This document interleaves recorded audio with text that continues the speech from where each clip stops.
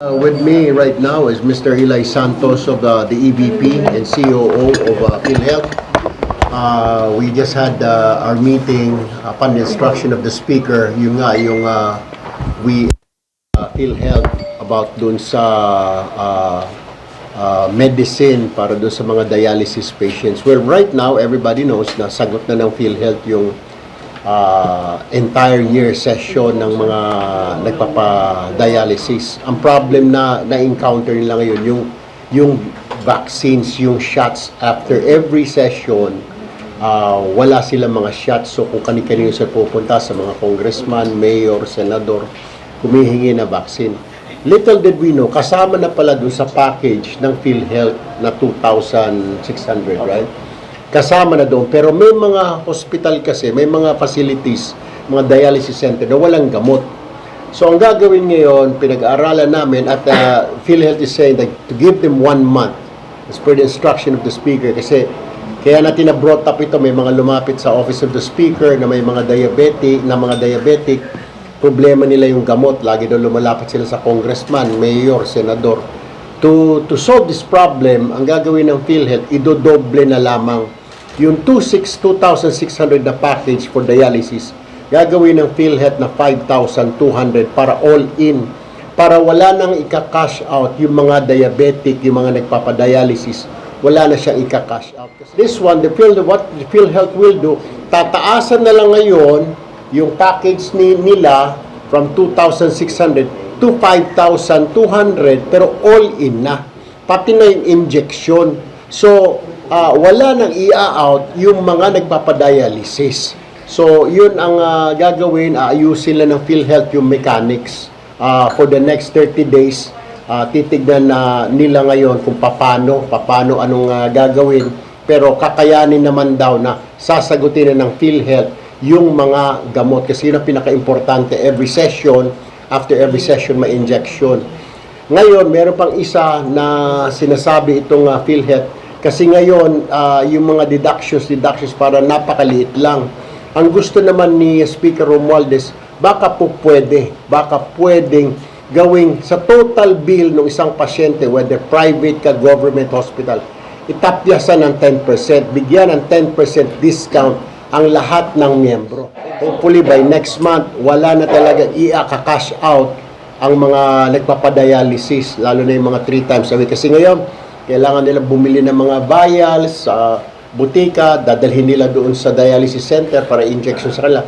Ngayon, sasagutin na lahat ng PhilHealth yung pati yun para wala na talaga siyang gagastusin kahit na 3 times a week pa siya nagpapadialysis. So, tapos, I just want to add, yung napag-usapan din namin last month, May 15 started pala yung libreng mammogram, libreng ultrasound for everybody.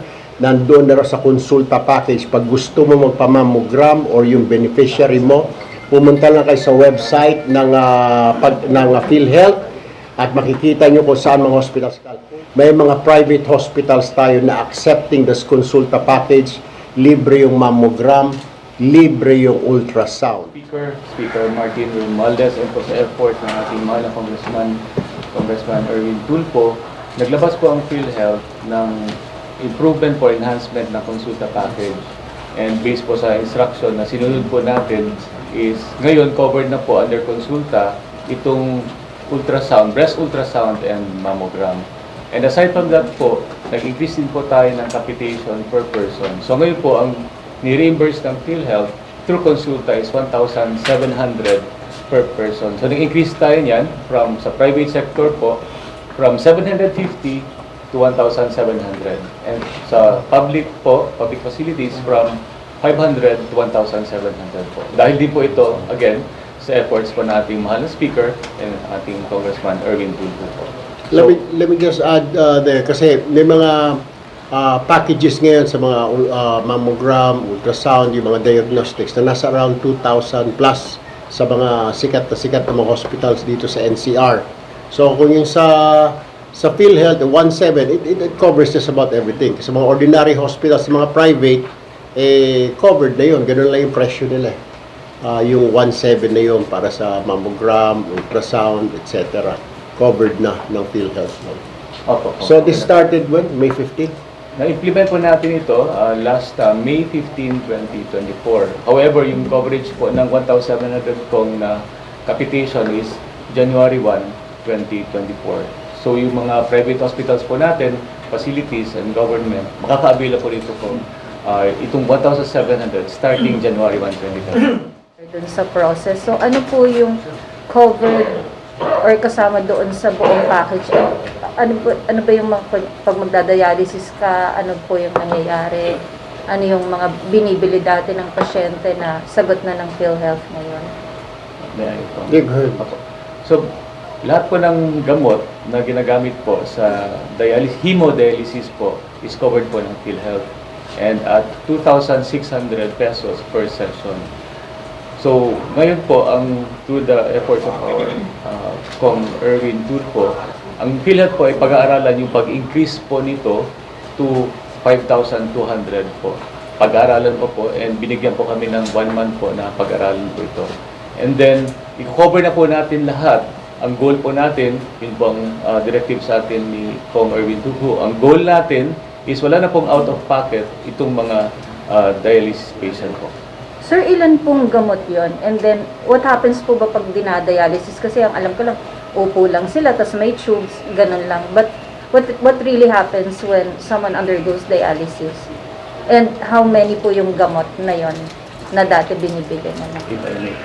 Yung specifics po as to the gamot, hindi ko po, wala po akong data ron ngayon. Pero yung usually po ang ginagamit po nila, itong erythropoietin, ang nangyayari po is binibili po nila sa labas po ng facility. Ito po usually yung nag-a-add po sa expense ng mga pasyente. Actually po, covered po ito, supposedly ng PhilHealth. Pero on the side of PhilHealth, ang gagawin po namin is i-remind lahat po ng facilities na nagpo-provide ng hemodialysis na dapat covered po ito and walang out of pocket po itong mga pasyente. So ang private hospital, ang private dialysis center hospital na po ang bahalang mag-procure ng gamot na yon para sa mga pasyente. Exactly.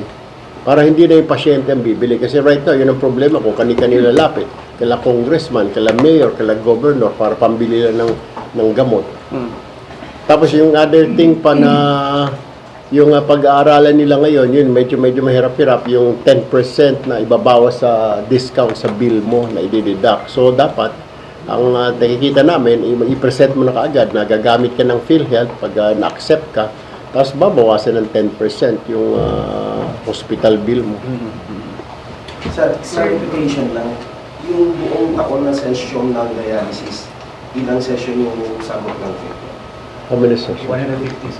156. 156 sessions over the whole year. That's 3 times a week, di ba? That's 3 times a week plus 156. Kasi marami na tayong mga kababayan na nagki 3 times a week eh. So yun po. Sa pondo po ng PhilHealth. Hindi naman po kailangan magtaas ng Premiums. For the record lang po, Sir Eli, how much po ang nasa kaba ng PhilHealth po ngayon?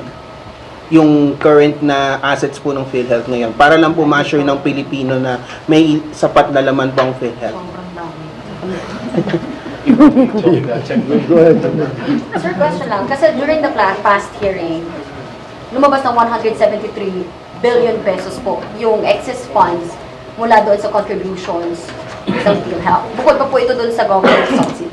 And kayo po bilang champion ng mga, low to, middle class people, ang panawagan po ni Kong Stella Kimbo even last year during the budget deliberations, na sa sobrang laki po ng pondo ng PhilHealth, isuspend na lang po muna sana yung pag-collect ng PhilHealth premiums, and even nga pati mga OFW, may mga ganong panawagan.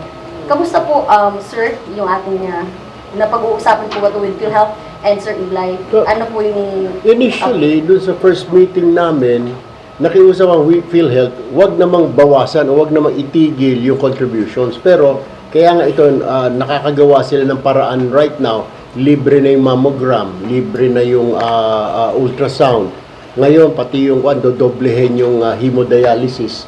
So, doon yun. Pero, wag naman yung bawasan. Pero, before, nag-usap kami like Congressman Kimbo at saka ni Speaker doon sa Office of the Speaker, ang sinasabi nga ng PhilHealth, maging ng DOH na wag na lang siguro bawasan o wag na lang siguro ihitigil yung contribution tuloy-tuloy pero walang increase pero yung mas maraming benefits na kaya ito yung sinasabi natin yung mga sa dialysis doble tapos yung 10% discount sa mga hospital bills sasagutin ng PhilHealth because nga doon sa funds na meron sila we know that diniklara naman sa atin yun.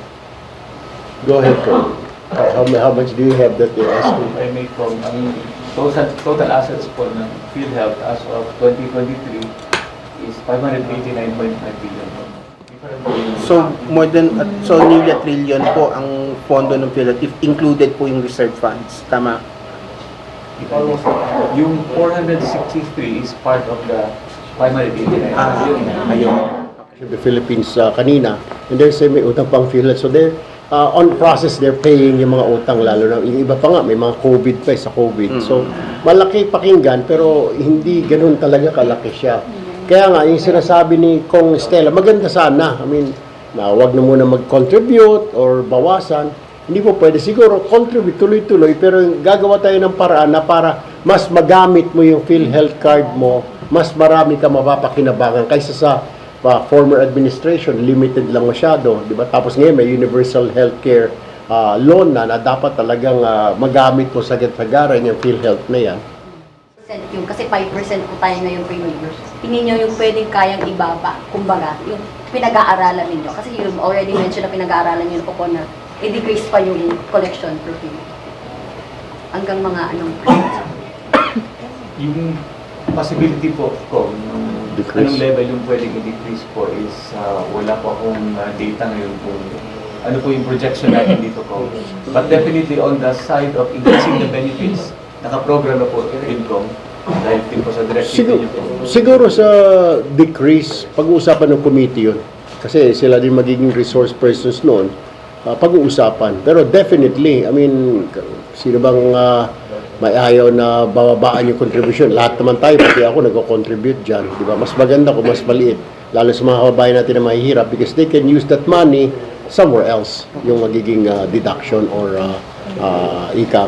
bawas. Pero kung ang ibang future natin nga sa UHC is dapat wala ng co-payment, at least or wala ng co-pay. So are we hopeful po ba na siguro in the future mawala yung co-payment? Oh, definitely. Kailangan na siguro talaga pag-aralan na mabuti yan ng PhilHealth na in the near future. Siguro government na lang magsasubsidize, di ba? Wala nang contribute kasi mas maganda kung wala nang ibabawas lalo yung sa mga kapatid natin na mga maliliit yung sahod sa minimum or below minimum.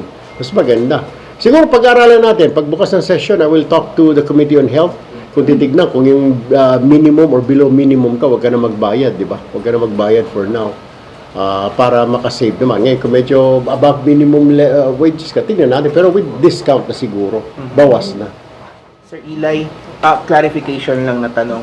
Di ba yun po yung payment sa COVID, yung po yung parang yung program niyo dati sa COVID, yung ano, magkano pa po ba natitirang utang? I heard na 99% na raw po yung nababayaran, pero ilang billion na lang po natitira doon sa mga hospitals na hindi pa nababayaran due to COVID.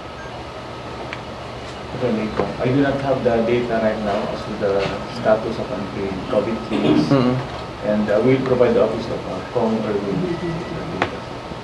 Alright, then.